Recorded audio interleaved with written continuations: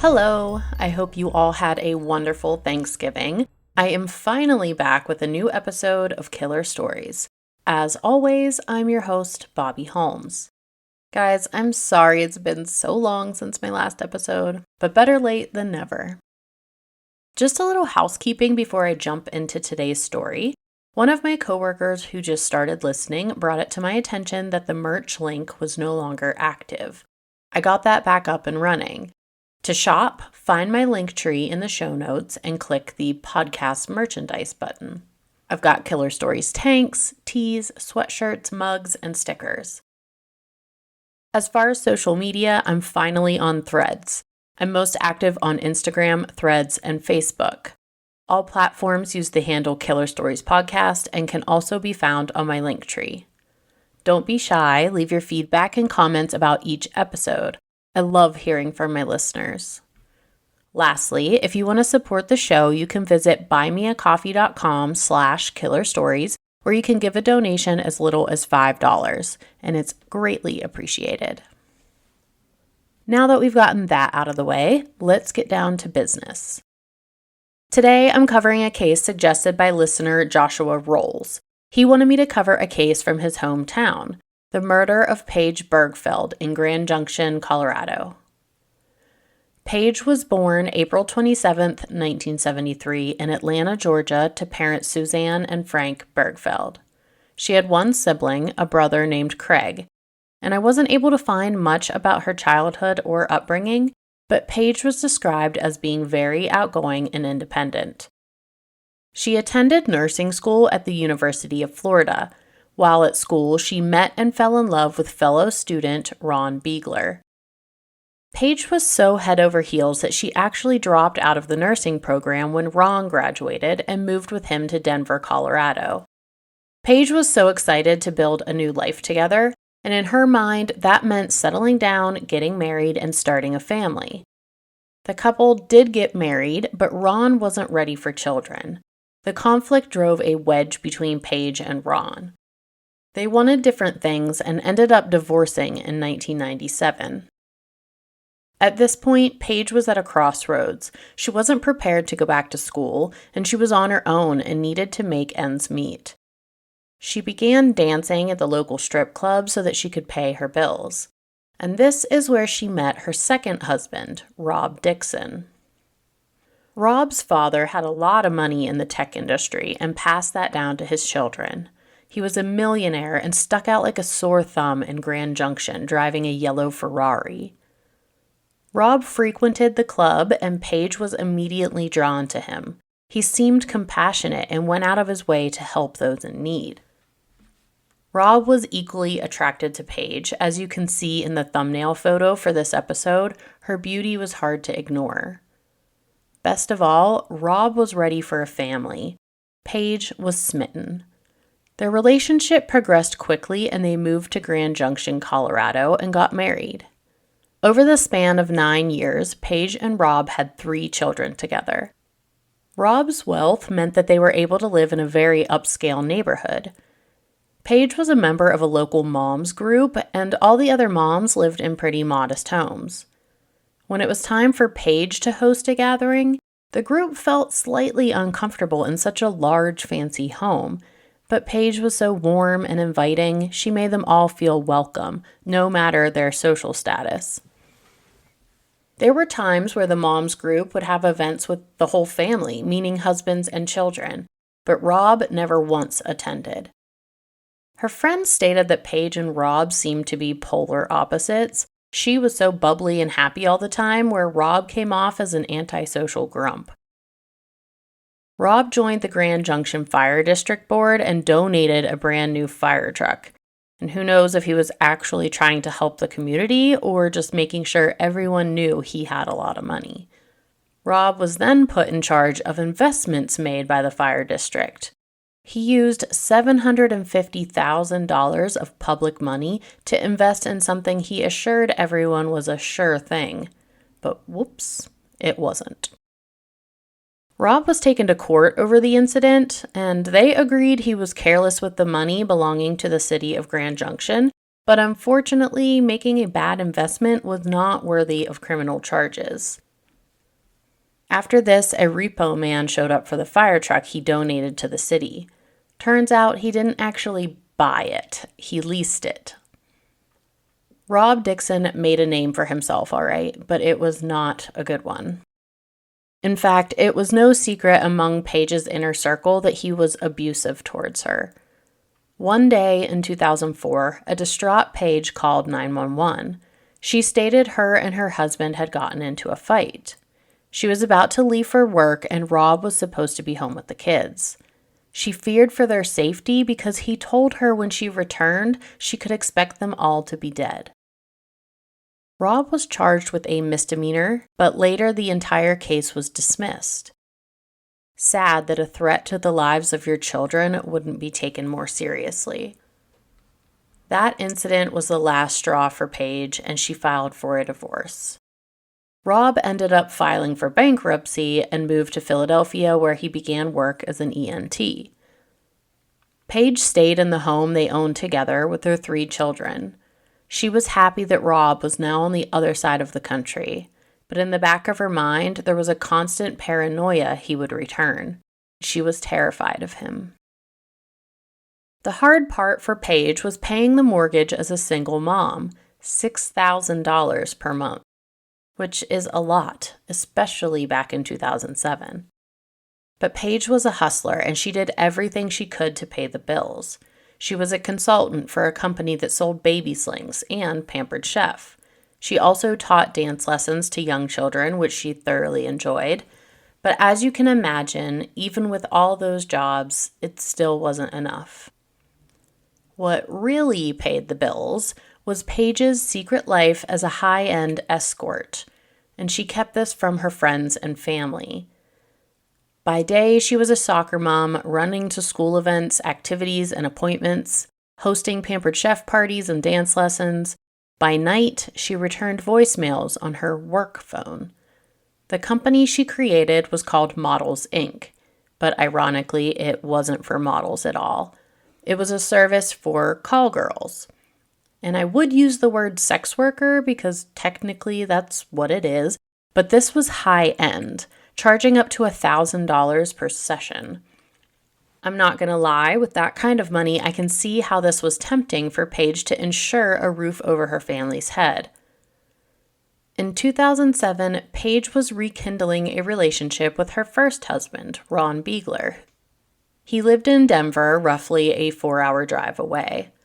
Because of the long distance, they usually met halfway in Eagle, Colorado. June 28, 2007, they bought sandwiches at a Subway and had a picnic by the river, enjoying the nice weather. After they finished their date, they parted ways to drive home. 2 hours later, Paige called Ron to make sure he made it back to Denver. She told him that she was caught in traffic due to an accident. Sadly, Paige never made it home at all. While Paige was out, her kids were with a nanny. They called and left multiple voicemails asking when she was going to be home. And it's absolutely heartbreaking to listen to. One of the main sources I used for researching this episode was a Dateline special, and they played the messages, and I literally teared up. Her voicemail box, both personal and work line, were full, and not one message was returned. Her nanny stayed with the children until June 30th. Which to me seems really strange. If she didn't come home Thursday night, worst case Friday morning, I would have been calling it in to the police. On Sunday, Ron called the landline and spoke to the nanny. For whatever reason, the nanny didn't seem worried, but Ron decided it was time to call police.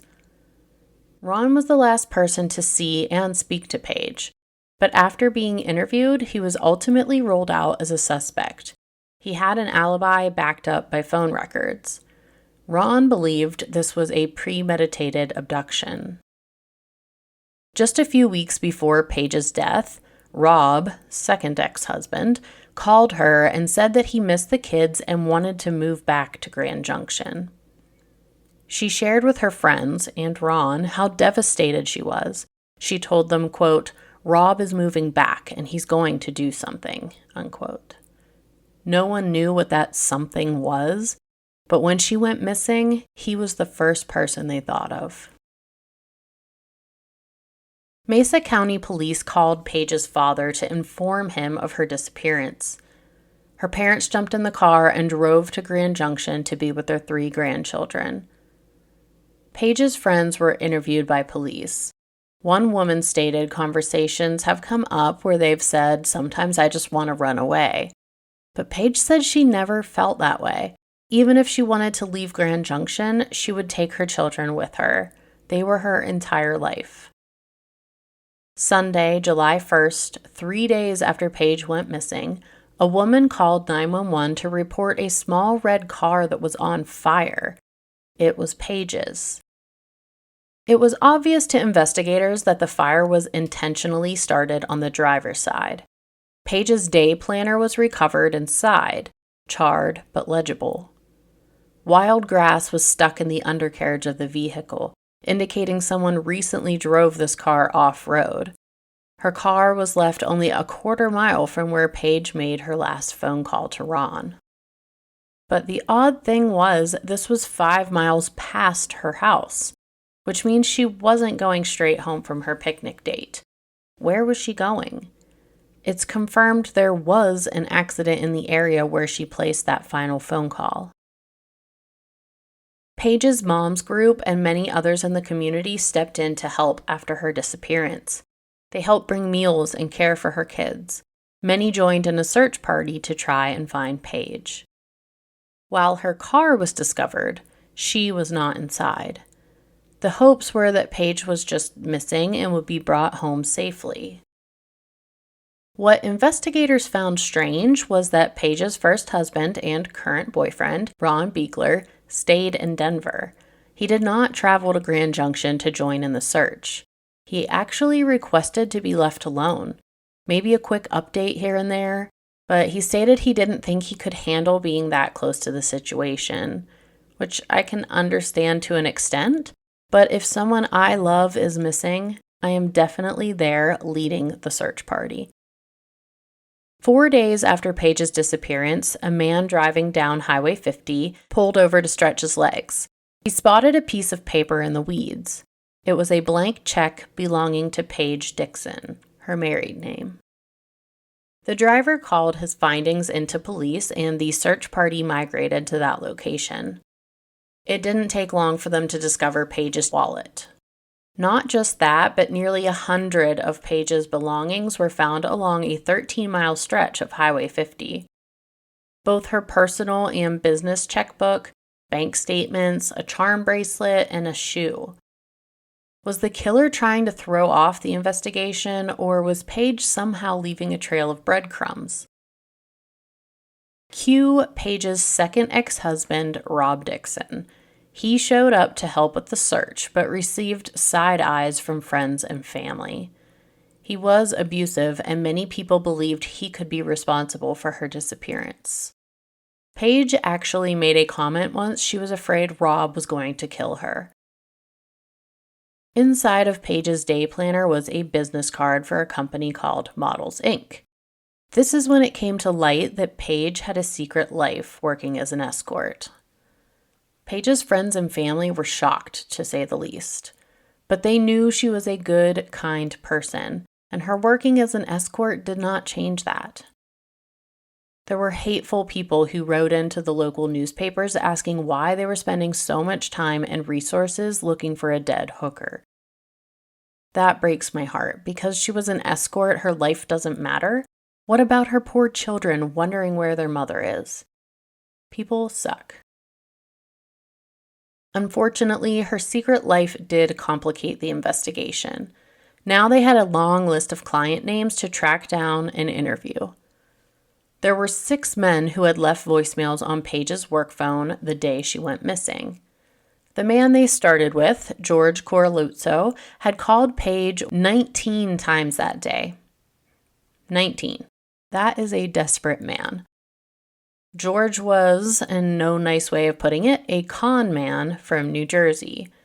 He now ran a house painting business with a partner. Prior to Paige's disappearance, George kidnapped a woman and went on a long road trip across state lines. Megan, the wife of George's business partner, was interviewed for the Dateline special. She stated police visited her home to inquire about George. She figured they were there about the prior kidnapping. She personally didn't like George and told them everything she knew about the man. Little did she know, police were there investigating a new kidnapping. When they asked where George was on June 28th, Megan said he called out from work that day. George said he had a family emergency. His brother-in-law, sister-in-law, niece, and nephew were beheaded on the turnpike. He needed to fly back to deal with funeral arrangements. George made a big scene and acted distraught, so they believed the story he fed them. Beheaded on the turnpike. If this is a fabricated excuse, why wouldn't he just say they were in a car accident? Beheaded? Was there a guillotine on the side of the turnpike? I have so many questions. Either way, you are told 4 people in someone's family are dead. It's probably rude to ask questions. The police didn't even mention Paige's name to Megan. They only asked where he was on the days of June 28th and 29th.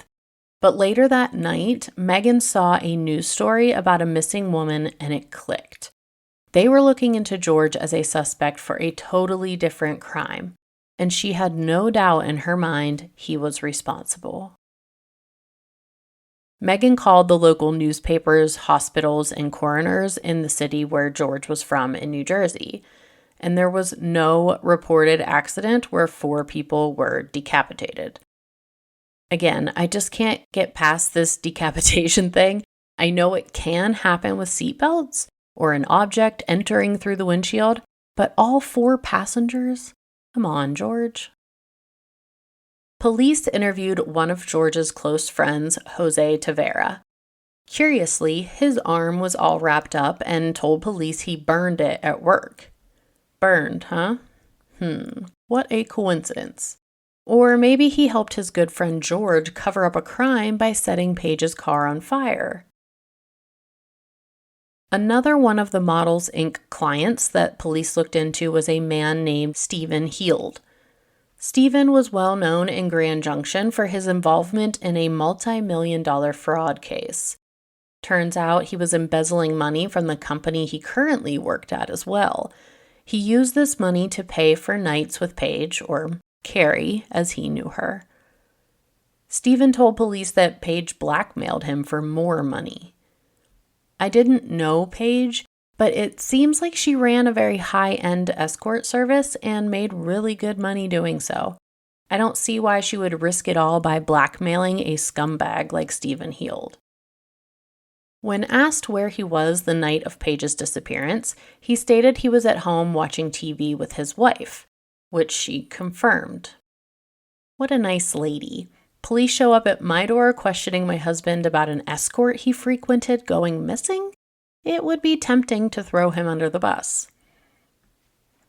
After this encounter with police, Stephen attempted suicide. Was this due to guilt or embarrassment? It's one thing to hire an escort, another entirely for that secret to be outed to your loved ones and the public. Another client, John Livingston, called Paige that night from a Motel 6. He even left his room number in the voicemails, room 247. While he seemed desperate for her services, Paige never responded. Investigators cleared him as a suspect. The night before Paige disappeared, she had an appointment scheduled with Lester Ralph Jones, who went by his middle name, Ralph. But instead of showing up as Carrie, the escort, oddly, Paige sent her friend Carol. Carol and George chatted for an hour and she left. They did not engage in sexual intercourse, which I am sure Ralph was expecting. This part lost me a bit. I don't know if Carol knows about Models Inc. Did she work for Paige, or was Paige just not up for a night with Ralph and asked Carol to cover her date? When Carol heard that Paige's car was found and was on fire, she sped to the scene just in time to see the charred car be hauled away. As Carol turned around to drive home, she noticed a sign that caught her eye. It read Bob Scott's RVs. The night Carol chatted with Ralph Jones, he told her that he worked at Bob Scott's RVs.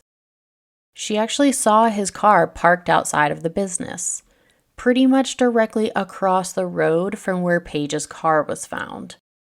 This was enough of a coincidence for her to alert police.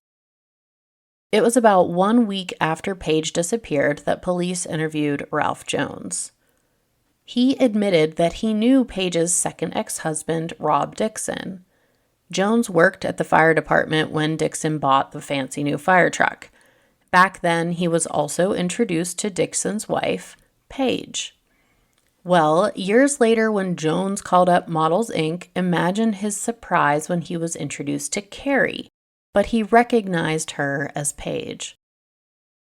He said that she recognized him too, and that made him quite uncomfortable. But not so uncomfortable that he stayed away.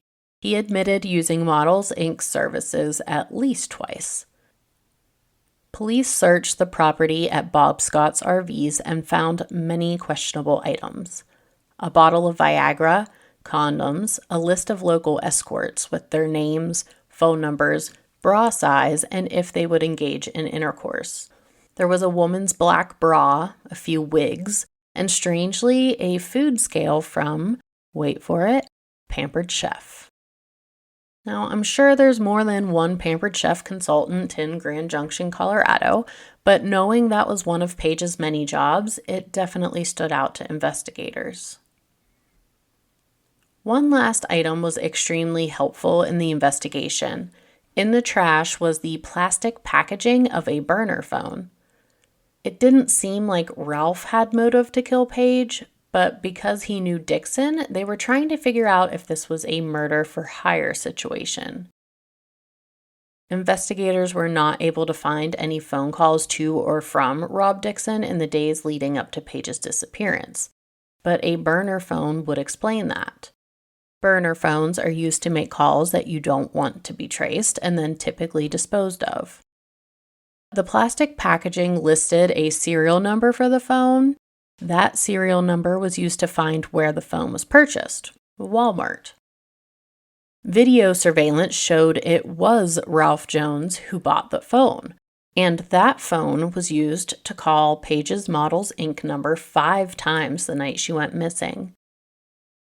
What's funny here is that Jones denied buying that phone or making those phone calls. Dude, you're caught red-handed. Video doesn't lie. The next day, Ralph received a phone call from the sheriff's department regarding his vehicles that were currently at the station. Ralph's wife answered and handed him the phone. He acted very strange and in slurred words blurted out, "They asked where to bury a body." No one provoked him. He came forward with this statement. Confused, the sheriff's department ended the call and informed the Mesa County Police. That night, Ralph attempted to overdose on sleeping pills, leaving a suicide note for his wife. "My dearest love, I've prayed all night and this morning. I've asked for his forgiveness. I want you to know how much I love you. You are the best thing that has ever happened to me. Please forgive me. Tell the cops I never did it, but I can't be railroaded." Ralph Jones survived his suicide attempt, and after that, he remained tight-lipped to investigators, which was unfortunate because now they had more questions than ever. Search dogs were brought in to track Ralph Jones's scent, and they picked up on his scent inside of Paige's car. The dogs followed Paige's scent down the highway where all her items were found and then continued to the Gunnison River. Divers searched the river but did not find Paige. It is moving water, so if she was dumped in the river, she could have been swept far away from Grand Junction by now. Ralph Jones's ex-wife, Lisa Nance, was interviewed to gather more information, and she had a lot to say about what kind of man he is.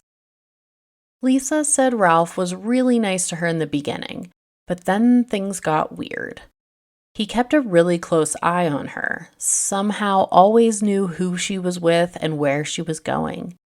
She discovered that he had tapped her phone line and planted recording devices in their home.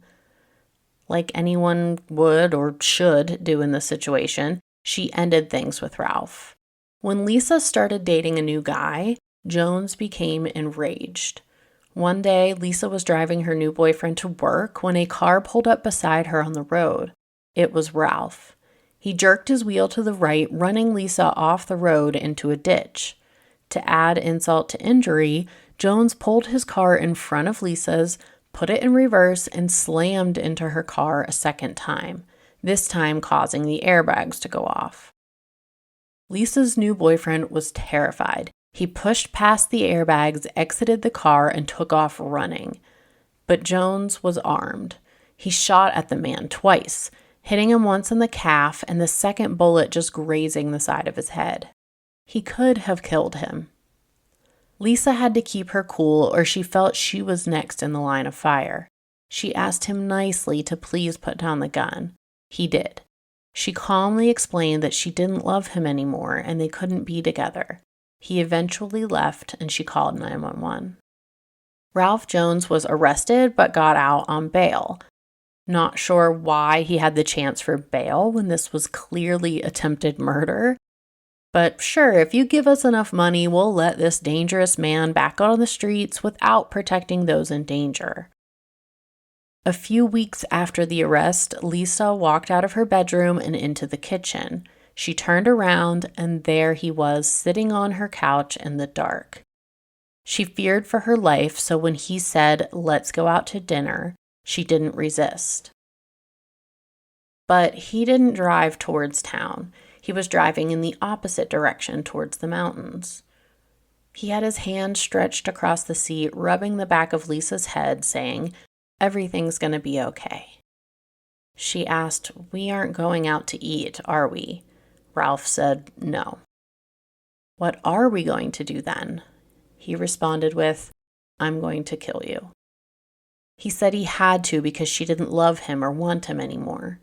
Panicked, Lisa said she did want to be with him, and he asked her to prove it by making love with him in the car. In an interview with Dateline, Lisa explains that she did try, but there was limited space in the car, so she asked if they could go get a room and talk. He agreed. Ralph drove back to town and pulled into the parking lot of a motel. He instructed Lisa to stay put while he went inside. But she took her opportunity to escape. She jumped over to the driver's seat and punched it out of the parking lot. She drove as fast as she could in hopes that she would get pulled over. Probably the only time in history anyone was happy to be pulled over by police. She explained the situation, and the officer drove her to the safety of the station. He called for backup and set out to find Jones. But he was no longer at that motel. Police weren't able to find him that night. Not knowing what else to do, Lisa went home. But she wasn't home for long before Jones called and asked her where she was. Lisa hung up the phone and called 911.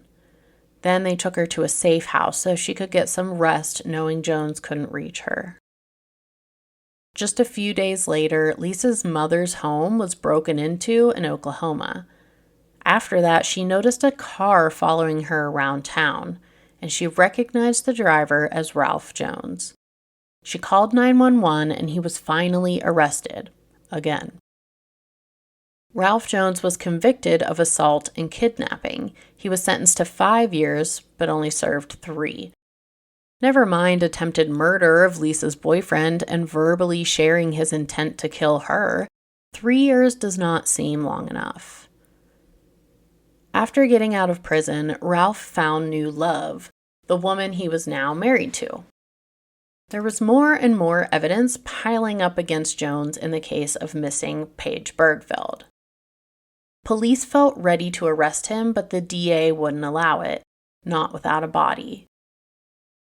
In 2012, a reporter called Paige Birgfeld's father with a question. He was calling for a statement regarding the discovery of Paige's remains that morning. I'm sure no matter who it came from, he was happy to hear this news, but I hate when the press breaks this type of information to loved ones before law enforcement has a chance to. Investigators believe it was Paige somehow tossing her items as they drove like a trail of breadcrumbs, because her body was discovered just a few miles south in a dry creek bed. 5 years later, Paige's family finally had some closure. Closure, but not justice. Not until her murderer was charged and put behind bars. There were 8 main suspects in this case, ex-husbands Ron Biegler and Rob Dixon.